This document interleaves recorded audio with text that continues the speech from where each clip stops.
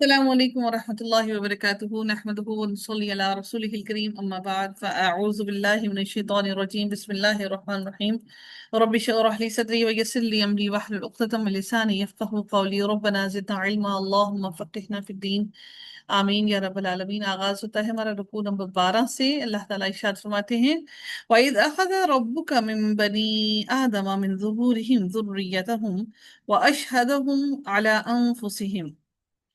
اب اس آیت کے اندر، آیت کے اس حصے میں اللہ تعالیٰ فرماتے ہیں اور جب آپ کے رب نے اولاد آدم کی پشتوں سے ان کی اولاد کو نکالا، ظہورہم یعنی کہ ان کی پشتوں سے نکالا، اور ان کو نکالا، اللہ رب العزت نے اپنے نبی محمد صلی اللہ علیہ وسلم سے فرمایا اے محمد یاد کرو جب تمہارے رب نے انسانوں کی سلبوں سے ان کی اولاد کو نکالا، پھر ان سے توحید کا اقرار کروایا۔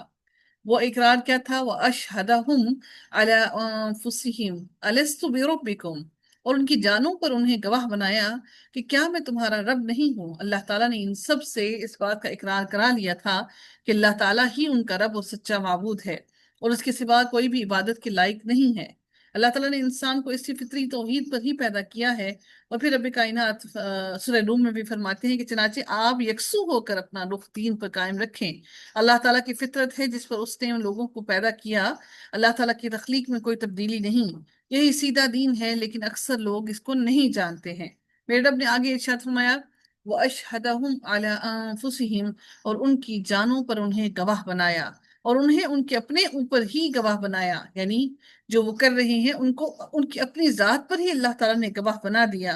نبی کریم صلی اللہ علیہ وسلم نے فرمایا کہ ہر پیدا ہونے والا بچہ فطرت اسلام پر پیدا ہوتا ہے، بس اس کے والدین سے یہودی، نصرانی اور مجوسی بنا دیتے ہیں۔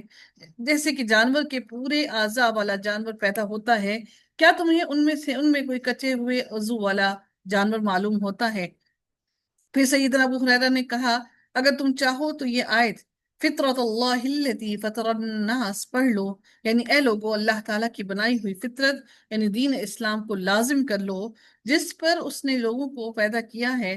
اللہ تعالیٰ کی مخلوق میں کوئی تبدیلی نہیں ہو سکتی ہے۔ میرے رب نے آگے مزید ارشاد فرمایا قالوا بلا شاہدنا قالوا بلا شاهدنا أن تقولوا يوم القيامة إنا كنا عن هذا غافلين، انہوں نے کہا کیوں نہیں ہم نے گواہی دی، ایسا نہ ہو کہ تم قیامت کے دن کہو کہ ہم تو یقیناً اس سے غافل تھے، کہ ہمیں تو معلوم ہی نہیں تھا اس قول و قرار کا، یعنی ہم نے تم سے اقرار کروایا تو تم نے اللہ تعالیٰ کی ربوبیت کا اقرار کیا، یعنی کہ اللہ تعالیٰ کی وحدانیت کا اقرار کیا کہ اللہ تعالیٰ واحد ہے، اکیلا ہے، کہ اللہ تعالیٰ تمہارا رب ہے، اور ہم نے یہ اقرار اس لیے کرایا کہ کہیں قیامت کے دن تم انکار کر کے یہ نہ کہو کہ ہم پر تو اللہ تعالیٰ کی حجت قائم نہیں ہوگی، اللہ تعالیٰ ہمیں عذاب نہیں دے گا، کیونکہ ہمیں تو اس کا علم ہی نہیں تھا، اور اس بارے میں ہمارے پاس کوئی علم موجود نہیں تھا، بلکہ ہم تو اس سے بالکل غافل تھے۔ آج تمہاری حجت باقی نہیں رہی ہے، اللہ تعالیٰ نے تم سے یہ عہد الست لینے کی وجہ سے تم پر اس گواہی کو پختہ کر دیا تمہاری اپنی ہی ذات پر۔ رسول اللہ صلی اللہ علیہ وسلم نے فرمایا کہ اللہ تعالیٰ نے آدم کی پیٹھ سے ان کی اولاد کو نکال کر ان سے نعمان یعنی عرفات کے مقام پر عہد لیا، اور وہ اس طرح کہ اللہ تعالیٰ نے آدم کی سلب سے یعنی ان کی تمام اولاد کو جنہیں اس نے پیدا کیا یا پیدا کرنے کا ارادہ کیا تھا نکال کر انہیں اپنے سامنے چیونٹیوں کی مانند پھیلا دیا۔ ان سے سب سے اکٹھے اللہ تعالیٰ نے بات کی، اور اللہ تعالیٰ نے ان سے پوچھا الست بربکم قالوا بلا شاہدنا ان تقولوا یوم القیامہ ان کنا عن هذا غافلین او تقولوا انما اشرک آباؤنا من قبل وكنا ذریة من بعدهم افتہلکنا بما فعل المبتلون۔ کیا میں تمہارا رب نہیں ہوں؟ انہوں نے جواب دیا کیوں نہیں، ہم گواہی دیتے ہیں۔ کہیں قیامت کے دن تم کہو کہ ہم تو اس سے بالکل ہی بے خبر تھے، یا کہو کہ ہمارے پاس ہمارے باپ دادا ہی اگر ہمارے باپ دادا ہی نہ شرک کیا، یا کہو کہ پہلے ہمارے باپ دادا ہی نے شرک کیا تھا اور ہم تو ان کے بعد کی نسل تھے، سو کیا تو ہمیں اس کی وجہ سے ہلاک کرے گا جو باطل پرستوں نے کیا ہے۔ تو اللہ تعالیٰ نے یہاں پر ہمیں واضح طور پر بیان کر دیا کہ تم سے صرف اسی وجہ سے عہد لیا گیا۔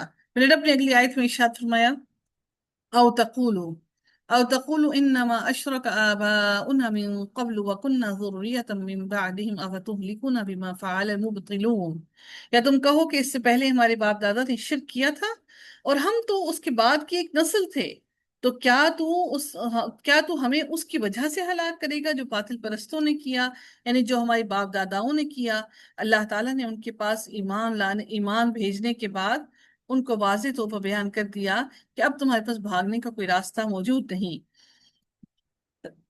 رسول اللہ صلی اللہ علیہ وسلم نے فرمایا کہ اللہ تعالیٰ نے فرمایا، حدیث قدسی میں ہے کہ اللہ تعالیٰ نے فرمایا کہ میں نے اپنے بندوں کو سیدھا پیدا کیا، اس کے بعد شیاطین آئے اور انہوں نے بندوں کو ان کے دین سے پھیر دیا، پھر ان پر وہ چیزیں حرام کر دیں جو ان پر حلال تھیں، یعنی ان کو گمراہ کر دیا اور جو چیزیں ہم نے ان پر حلال کی تھی ان کو ان پر حرام کر دیا۔ میرے رب نے اگلی آیت میں فرمایا وَكَذَلِكَ نُفَصِّلُ الْآيَاتِ وَلَعَلَّهُمْ يَرْجِعُونَ، اور ہم آیات ایسے ہی تفصیل سے کھول کھول کر بیان کرتے ہیں تاکہ وہ رجوع کریں اور ہماری طرف پلٹ آئیں۔ میرے رب نے اگلی آیت میں مزید ارشاد فرمایا وَاتْلُ عَلَيْهِمْ نَبَأَ الَّذِي آتَيْنَاهُ آيَاتِنَا فَانْسَلَخَ مِنْهَا فَأَتْبَعَهُ الشَّيْطَانُ فَكَانَ مِنَ الْغَاوِينَ۔ اللہ تعالیٰ نے فرمایا کہ اور انہیں آپ اس شخص کی خبر پڑھ کر سنائیں جسے ہم نے اپنی آیات عطا کی تو وہ ان سے صاف نکل گیا، پھر شیطان نے اس کو اپنے پیچھے لگا لیا تو وہ گمراہوں میں سے ہو گیا۔ اس آیت کی شان نزول کے سلسلے میں یہ مشہور ہے کہ اسرائیلیوں کا ایک بزرگ تھا مگر اسے نبی کہنا غلط ہے۔ وہ شخص علماء بنی اسرائیل میں سے تھا جو مستجاب بدعوات تھا، یعنی کہ وہ دعائیں بھی کرتا تھا اور وہ مزید راہ حق پر بھی لوگوں کو بلایا کرتا تھا۔ نازک موقعوں پر اسرائیلی اس کو آگے کر دیا کرتے تھے۔ اللہ تعالیٰ کے نبی سیدنا موسیٰ علیہ السلام نے اسے شاہ مدین کی طرف اللہ تعالیٰ کی دعوت دینے کے لیے بھیجا، تو بادشاہ نے اسے جاگیر عطا کر کے اپنا ہمنوا بنا لیا اور اس نے پیغمبر کا دین چھوڑ کر بادشاہ کا دین اختیار کر لیا۔ تو اللہ تعالیٰ نے یہاں پر اسی کے بارے میں فرمایا ہے وَاتْلُ عَلَيْهِمْ نَبَأَ الَّذِي آتَيْنَاهُ آیاتنا، جب ہم نے اس کو آیات دی صحیح واضح طریقے بتائے، اس نے کیا کیا فَانْسَلَخَ مِنْهَا فَأَتْبَعَهُ الشَّيْطَانُ، کہ وہ اس نے ان کو چھوڑ دیا۔ سیدنا موسیٰ علیہ السلام فوج لے کر جبابرہ سے جنگ کرنے گئے تو اس قوم کا بزرگ جس کا نام بلعم تھا، اس سے اس کی قوم کے رشتہ داروں اور ممتاز لوگوں نے درخواست کی کہ آپ سیدنا موسیٰ اور ان کی قوم کے حق میں بددعا کریں، لیکن اس نے یہ کہہ کر انکار کر دیا کہ میں اپنی دنیا اور آخرت برباد نہیں کرتا۔ آخر لوگوں کے اصرار پر مروت میں آ کر اس نے بددعا کی تو اللہ تعالیٰ نے کرامت سلب کر لی اور اس کے خاص مقام سے اسے گرا دیا۔ رسول اللہ صلی اللہ علیہ وسلم نے مزید اس کی شان نزول کے بارے میں یہ فرمایا کہ مجھے تمہر اس شخص سے اندیشہ ہے جو قرآن مجید کی تلاوت کرے گا، پھر جب اس کے چہرے سے قرآن مجید کی شادابی جھلکنے لگے گی، یعنی شادابی کیا ہوتی ہے کہ وہ چہرے پر اس کے آثار نمایاں ہونا شروع ہو جائیں گے قرآن مجید کے، اور اسلام کی چادر وہ اوڑھ لے گا اور دن بدن دینی عروج پر ہوگا تو یک وہ اس سے ہٹ جائے گا۔ اللہ اکبر۔ قرآن کریم وہ پس سے پشت پھینک دے گا اور اپنے ہمسایوں پر تلوار کھینچ کر دوڑے گا اور ان پر شرک کا الزام لگائے گا۔ میں نے پوچھا اے اللہ کے رسول، شرک سے قریب تر کون ہوگا، الزام لگانے والا یا الزام لگایا جانے والا؟ فرمایا الزام لگانے والا، یعنی وہ دوسروں کو کہہ رہا ہے یہ شرک کر رہا ہے لیکن در حقیقت اس کے اپنے دل میں شرک موجود ہوگا۔ اس لیے ہر بات کہتے وقت، ہر بات سمجھتے وقت بہت زیادہ دھیان کیجئے کہ ہمارے ذمے کوئی چھوٹی موٹی بات نہیں ہے۔ اگر ہم قرآن کے ساتھی ہیں تو ہم پر اس پر عمل کرنا بھی اتنا ہی مشکل ہے، کیونکہ شیطان مسلسل سرگرم ہے کہ وہ ہمیں ہدایت کے رستے سے ہٹا دے۔ میرے رب نے مزید فرمایا وَلَوْ شِئْنَا لَرَفَعْنَاهُ بِهَا وَلَكِنَّهُ أَخْلَدَ إِلَى الْأَرْضِ وَاتَّبَعَ هَوَاهُ فَمَثَلُهُ كَمَثَلِ الْكَلْبِ۔ میرے رب نے فرمایا کہ اور اگر ہم چاہتے تو اس کو ان آیات کے ذریعے بلند کر دیتے، یعنی اگر ہم چاہتے تو ایسے آیات کے نفع مند علم صالح عمل صالح کی توفیق عطا فرماتے، یوں وہ دنیا اور آخرت میں معزز مقام پاتا اور اپنے دشمن سے بھی محفوظ رہتا۔ वलकिन्नहु, मगर वो इससे ऐसे ऐसे काम किए, उसने ऐसे काम किए जो तकाजा करते थे कि अल्लाह ताला उसे आमाल सालिहा की तौफीक ना दे। अखलद इलल अर्द, जमीन की तरफ झुक गया। अखलदा बैठ रहा, यानी कि झुक गया जमीन की तरफ, अपनी ख्वाहिशात के पीछे लग गया, अपने जज्बात को पर काबू ना कर सका और दुनिया की तरफ माइल हो गया। वत्तबा हवाहु, और अपनी ख्वाहिशात के पीछे चल पड़ा, अपने रब की इताअत को छोड़ दिया और अपनी और दुनिया की तरफ निकल गया, अल्लाह ताला के वजूद का इनकार कर दिया और दामन झाड़ कर उससे ऐसे अलग हो गया जैसे कोई सांप अपने चमड़े के खोल से निकलकर बाहर चला जाता है।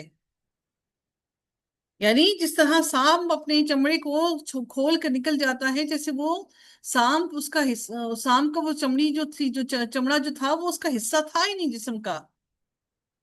फिर अल्लाह ताला फरमाते हैं फमसलुहु कमसलिल कल्ब, तो उसकी मिसाल कुत्ते जैसी है।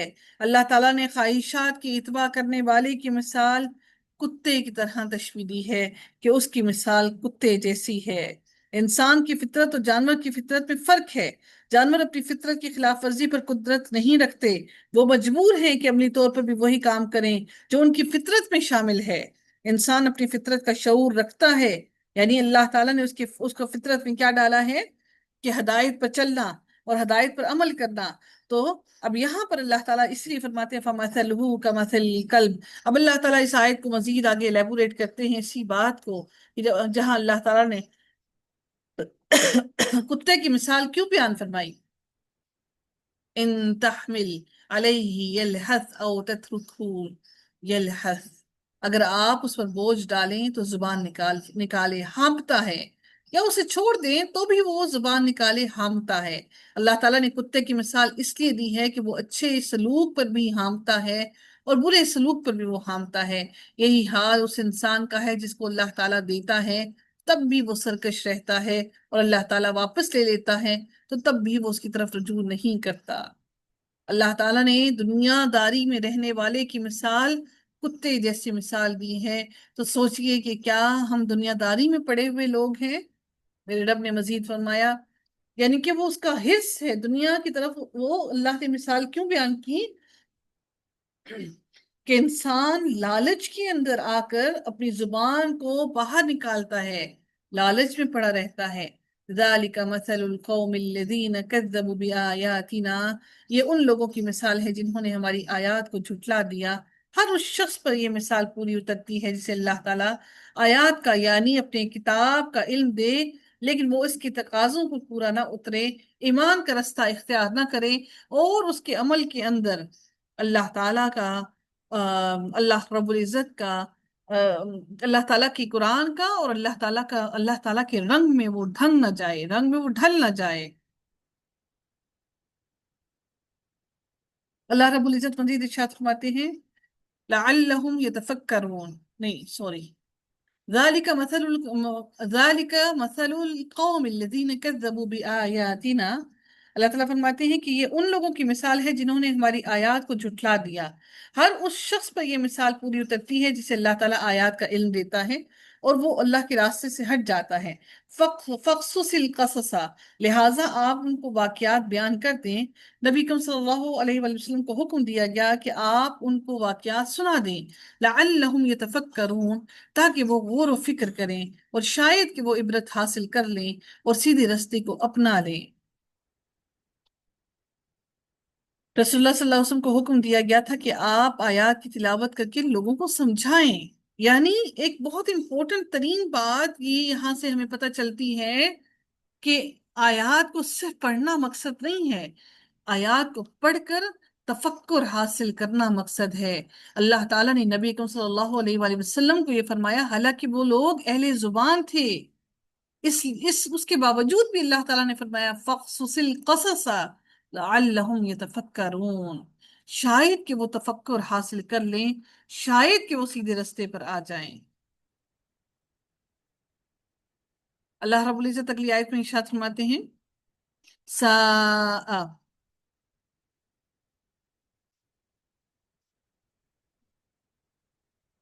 अल्लाह ताला फरमाते हैं सा मसला मसला निल कौम लजीन कज़्ज़बू बिआयातिना व अनफुसहुम كانوا يظلمون۔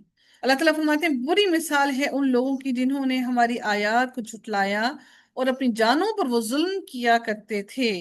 یعنی اللہ تعالیٰ کی آیات کو جھٹلانے کے سبب انہوں نے اپنی ہی جانوں پر ظلم کیا۔ اللہ تعالیٰ کو کوئی نقصان نہیں پہنچایا، انہوں نے اپنے آپ پر ظلم کیا ہے۔ رسول اللہ صلی اللہ علیہ وآلہ وسلم نے فرمایا ہمارے لیے رسول اللہ صلی اللہ علیہ وآلہ وسلم نے فرمایا خواہشات نفس کی پیروی کرنے والے کے لیے کہ اسے تشبیہ جو ہم دی گئی ہے کتے کی، خواہشات نفس کا بندہ جب انسان شہوت پر چل پڑتا ہے تو اس کی مثال کتے کی سی ہے جو بدترین مثال ہے۔ اسی وجہ سے صحیح حدیث میں ہے کہ رسول اللہ صلی اللہ علیہ وآلہ وسلم نے فرمایا کہ ہمارے لیے بری مثال نہیں، لیکن جو شخص کسی چیز کو دے کر واپس لے اس کی مثال ایسے ہے جیسے کتا اپنی کہہ کو چاٹ لے۔ اللہ اکبر۔ تو سوچئے اس بات کو کہ دنیا کی نفسا نفسی میں پڑنا اور دنیا کی شہوت میں پڑ جانا کس قدر بڑا ظلم ہے۔ وَأَنفُسَهُمْ كَانُوا يَظْلِمُونَ، اور اپنی جانوں پر وہ ظلم کیا کرتے تھے۔ جنہوں نے عمل صالح نہیں کیا انہوں نے اپنی ہی جان پر ظلم کیا۔ اللہ تعالیٰ پھر مزید ارشاد فرماتے ہیں مَن يَهْدِ اللَّهُ فَهُوَ الْمُهْتَدِي وَمَن يُضْلِلْ فَأُولَٰئِكَ هُمُ الْخَاسِرُونَ۔ اللہ تعالیٰ جسے ہدایت دے تو صرف وہی ہے جو ہدایت پائے گا، اور جسے میرا رب گمراہ کر دے تو وہ سب کے سب لوگ خسارہ پانے والے ہیں۔ اللہ تعالیٰ پھر فرماتے ہیں سورہ انبیاء کے اندر وہ جو کچھ کرتا ہے اس کے بارے میں اس سے سوال نہیں کیا جاتا اور ان سے ہی سوال کیے جاتے ہیں۔ یعنی جو لوگ نفع مند علم اور عمل صالح کی توفیق سے محروم ہو جاتے ہیں وہی اپنے آپ کو خسارے میں ڈالتے ہیں۔ وہ اپنے گھر والوں کو بھی ہدایت کے راستے پر نہیں چلاتے تو ان کو بھی خسارے میں وہ ڈالتے ہیں۔ ان سے اللہ تعالیٰ انہی کے بارے میں سورہ انبیاء میں فرماتے ہیں لا یسأل عما یفعل وہم یسألون، وہ جو کچھ کرتا ہے اس کے بارے میں اس سے سوال نہیں کیا جاتا اور ان سے ہی سوال کیے جاتے ہیں۔ اللہ تعالیٰ سے دعا ہے کہ وہ ہمیں راہ راست عطا فرمائے اور راہ راست پر چلنے اور اس پر عمل کرنے کی توفیق عطا فرمائے اور اس پر ہم سب کو ثابت قدمی نصیب فرمائے۔ اللہ رب العزت اگلی آیت میں فرماتے ہیں وَلَقَدْ ذَرَأْنَا لِجَهَنَّمَ كَثِيرًا مِنَ الْجِنِّ وَالْإِنسِ۔ اللہ تعالیٰ فرماتے ہیں کہ اور بلا شبہ یقیناً ہم نے پیدا کیا ہے، یعنی ہم نے پیدا کیا ہے اور ہم نے پھیلایا ہے۔ کس کو؟ اللہ تعالیٰ فرماتے ہیں لِجَهَنَّمَ كَثِيرًا مِنَ الْجِنِّ وَالْإِنسِ، جنوں اور انسانوں میں سے اکثر کو دوزخ کے لیے۔ اللہ اکبر۔ اللہ نے اکثر کو، انسانوں اور جنوں کو اکثر کو اللہ نے دوزخ کے لیے بنایا ہے۔ اللہ تعالیٰ نے بہت سے جنوں اور انسانوں کو جہنم کے لیے پیدا کیا ہے۔ اللہ تعالیٰ کے اس فیصلے سے مراد یہ ہے کہ اللہ تعالیٰ کو پہلے سے معلوم ہے کہ یہ مخلوق جہنم کا راستہ لے گی۔ اللہ تعالیٰ کے علم سے جہنم کا راستہ لینا متاثر نہیں ہوتا، لیکن اللہ تعالیٰ کو ان کی اس پیدائش سے پہلے ہی ان کا رجحان معلوم تھا۔ جیسے اللہ تعالیٰ نے سورہ ہود میں فرمایا کہ فَمِنْهُمْ شَقِيٌّ وَسَعِيدٌ، چنانچہ ان میں سے کچھ بدبخت اور کچھ نیک بخت ہیں۔ اللہ سے دعا ہے کہ رب کائنات ہم سب کو نیک بخت لوگوں میں شامل فرمائے اور ہم سب کو راہ راست عطا فرمائے۔ سیدنا عبداللہ بن عمرو بیان کرتے ہیں کہ رسول اللہ صلی اللہ علیہ وسلم نے فرمایا اللہ تعالیٰ نے مخلوق کی تقدیر کو آسمانوں اور زمین کی تخلیق سے 50,000 سال پہلے تحریر فرمایا تھا، اور آپ نے فرمایا اور اس وقت اللہ تعالیٰ کا عرش پانی پر تھا۔ یعنی میرے رب نے اس کائنات کی تمام تخلیقات سے قبل ہم مخلوق کی تقدیر کو پہلے ہی اللہ رب العزت نے 50,000 سال قبل ہی ہماری تقدیروں کو لکھ لیا۔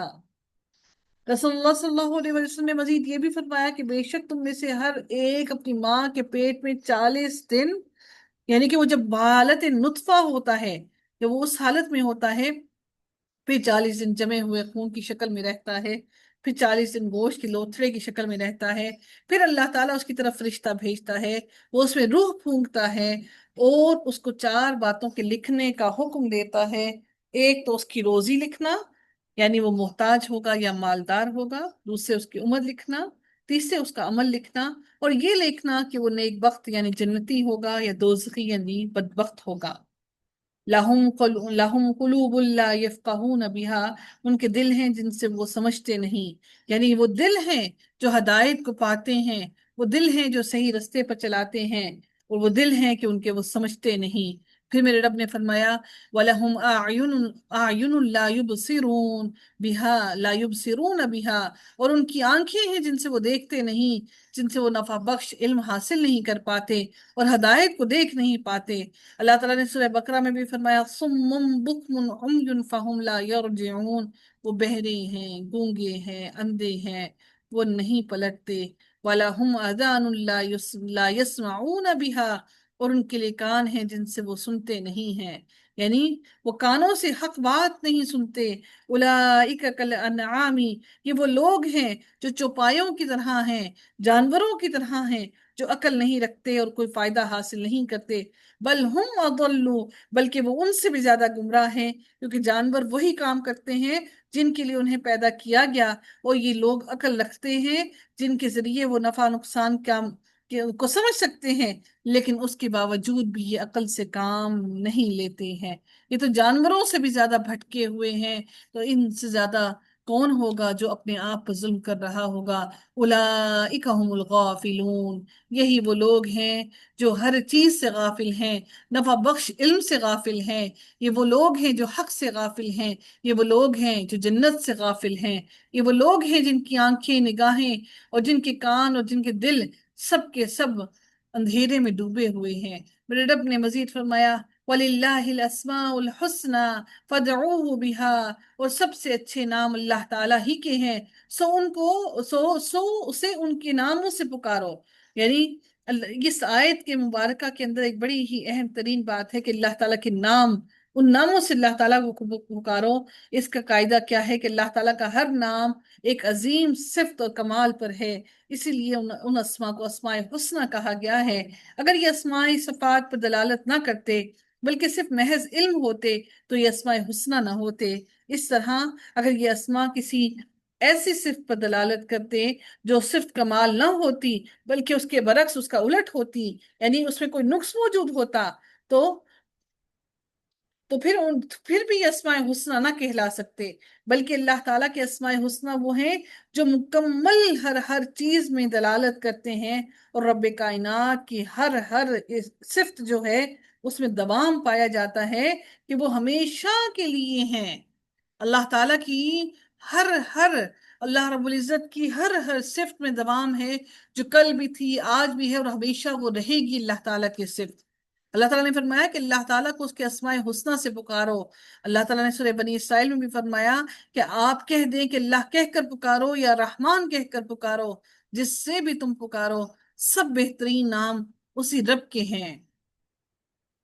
सूरह हशर में भी अल्लाह फरमाते हैं कि वही अल्लाह ताला है, खाका बनाने वाला, वजूद में लाने वाला, सूरत गिरी करने वाला।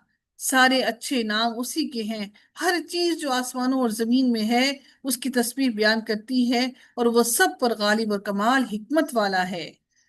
नबी करीम सल्लल्लाहु अलैहि वसल्लम ने फरमाया कि अल्लाह ताला के 99 नाम हैं, जो उनको याद कर लेता है वो जन्नत में दाखिल होगा। इससे मुराद सिर्फ ये नहीं कि सिर्फ नाम याद कर लेना, बल्कि अल्लाह ताला की तमाम सिफात के साथ अल्लाह ताला को उन नामों से पुकारना भी, और उन पर पूरा यकीन रखना भी। अल्लाह ताला के उसके इसमें मुबारक से पुकार कर दुआ मांगनी चाहिए। मसलन दुआ मांगने वाला यूं कहे कि ऐ अल्लाह तू माफ करने वाला है, माफी तुझे पसंद है, मुझे माफ फरमा दीजिए। ऐ अल्लाह तू निहायत रहम करने वाला है, रहीम है, तो मुझ पर रहम कर दे, मुझे हदायत दे दीजिए, मुझे हक पर इस्तकामत अता फरमा दीजिए। रसूलुल्लाह सल्लल्लाहु अलैहि वसल्लम ने फरमाया कि जिस शख्स को जब भी कोई गम और कोई तकलीफ लाहक होती है, वो उसको चाहिए कि वो ये दुआ पढ़े। दुआ इंशाअल्लाह मैं आप लोगों के साथ ग्रुप में शेयर कर देती हूँ, या आप चाहें तो इसको सर्च भी कर सकते हैं। जिसका मानी ये है कि या इलाही मैं तेरा बंदा हूँ, तेरे गुलाम का बेटा और तेरी बांदी का बेटा हूँ।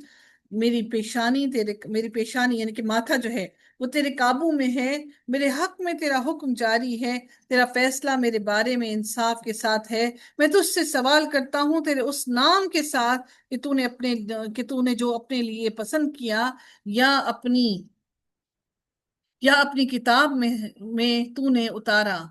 یا اپنی مخلوق میں سے کسی کو سکھایا، یا اپنے علم غیب میں سے تو نے اس کو اختیار کر رکھا ہے اس بات کا کہ تو قرآن مجید کو میرے دل کی فرحت اور خوشی، میرے سینے کا نور، میرے رنج و غم کا مداوا، اور میری پریشانیوں کو دور کرنے والا بنا دے، تو اللہ تعالیٰ ضرور اس کی مصیبت، پریشانی اور غم و فکر کو دور فرما کر اسے خوشی نصیب کرے گا، اس کو خوشی میں بدل دے گا۔ عرض کی گئی، اے اللہ کے رسول، کیا ہم اس دعا کو سیکھ نہ لیں؟ فرمایا، جو بھی مسلمان اس دعا کو سنے اسے چاہیے کہ اسے ضرور سیکھ لے۔ تو اس لیے ہم سب کو چاہیے کہ ہم اللہ تعالیٰ کو اس کے ناموں کے ساتھ پکاریں، یعنی اللہ رب العزت نے جو نام ہمیں سکھا دیے ہیں، ہم اللہ رب العزت کو ان ناموں کے ساتھ پکاریں اور اللہ تعالیٰ سے دعا کریں، جو بھی مانگیں اللہ تعالیٰ سے ان ناموں کے ساتھ ہی مانگیں۔ اچھا جی، یہ دعا جو ہے وہ میں نے گروپ میں شیئر کر دی ہے آپ لوگوں کے لیے۔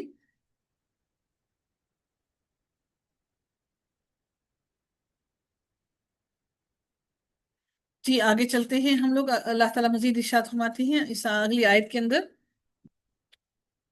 وَمِمَّنْ خَلَقْنَا أُمَّةٌ يَهْدُونَ بِالْحَقِّ وَبِهِ يَعْدِلُونَ، اور جنہیں ہم نے پیدا کیا ہے ان میں سے کچھ لوگ ایسے ہیں، اچھا سوری پیچھے سے ایک رہ گیا تھا یہاں سے، وَذَرُوا وَذَرُوا الَّذِينَ يُلْحِدُونَ فِي أَسْمَائِهِ، اللہ تعالیٰ فرماتے ہیں کہ اور ان لوگوں کو چھوڑ دو جو ان کے ناموں کے بارے میں سیدھے راستے سے ہٹتے ہیں۔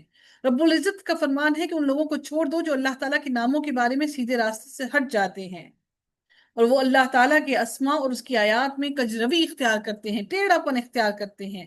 وَلَا يُلْحِدُونَ، یعنی عربی زبان میں الحاد کہا جاتا ہے، یعنی کہ قبر میں جو لحد ہے وہ اسی سے لیا گیا ہے لفظ، کہ وہ اس کے درمیان میں نہیں بلکہ ایک طرف میں ہوتی ہے۔ قبر جو ہوتی ہے وہ درمیان میں ہوتی ہے، جو لحد ہوتی ہے وہ ایک طرف کو مڑ جانے کو کہا جاتا ہے، اندر کی طرف لحد بنائی جاتی ہے، یعنی ایک طرف کو کھدائی کر کے اس کے اندر ڈال دیا جاتا ہے۔ تو یہاں پر جو لفظ استعمال کیا گیا وَلَا يُلْحِدُونَ، اس سے مراد یہی ہے کہ ان لوگوں کو چھوڑ دو جو ان کے ناموں کے بارے میں کجروی اختیار کرتے ہیں اور راستے سے ہٹ جاتے ہیں، ٹیڑھی طرف چلے جاتے ہیں، دوسرے راستے پر نکل جاتے ہیں۔ اللہ تعالیٰ مزید فرماتے ہیں کہ سَيُجْزَوْنَ مَا كَانُوا يَعْمَلُونَ، ان قریب انہیں اس کا بدلہ دیا جائے گا جو وہ عمل کیا کرتے تھے۔ اللہ تعالیٰ کے اسماء میں الحاد کے جرم میں، جو اللہ تعالیٰ کے ناموں میں ٹیڑھ پن اور کجبی اختیار کرتے ہیں، ٹیڑھ پن کے جو جرم میں، ان کے الحاد کے جرم میں انہیں سخت عذاب دیا جائے گا۔ یلحدون، اس کی وجہ سے ان کو عذاب دیا جائے گا۔ وَمِمَّنْ خَلَقْنَا أُمَّةٌ يَهْدُونَ بِالْحَقِّ وَبِهِ يَعْدِلُونَ، اور جنہیں ہم نے پیدا کیا ان میں سے کچھ لوگ ایسے ہیں جو حق کے ساتھ رہنمائی کرتے ہیں اور اسی کے ساتھ انصاف کرتے ہیں۔ سیدنا جابر بن سمرہ رضی اللہ تعالیٰ عنہ بیان کرتے ہیں کہ رسول اللہ صلی اللہ علیہ وآلہ وسلم نے فرمایا، یہ دین ہمیشہ قائم رہے گا، مسلمانوں کی ایک جماعت اس کی خاطر لڑتی رہے گی یہاں تک کہ قیامت قائم ہو جائے۔ اس وقت تک یہ دین حق جو ہے وہ قائم رہے گا، اور جو لوگ دین حق پر چلنے والے ہیں وہ اس دین کو آگے پھیلاتے رہیں گے۔ اللہ سے دعا ہے کہ اللہ تعالی ہمیں بھی انہی لوگوں میں شامل فرمایا، آمین یا رب العالمین۔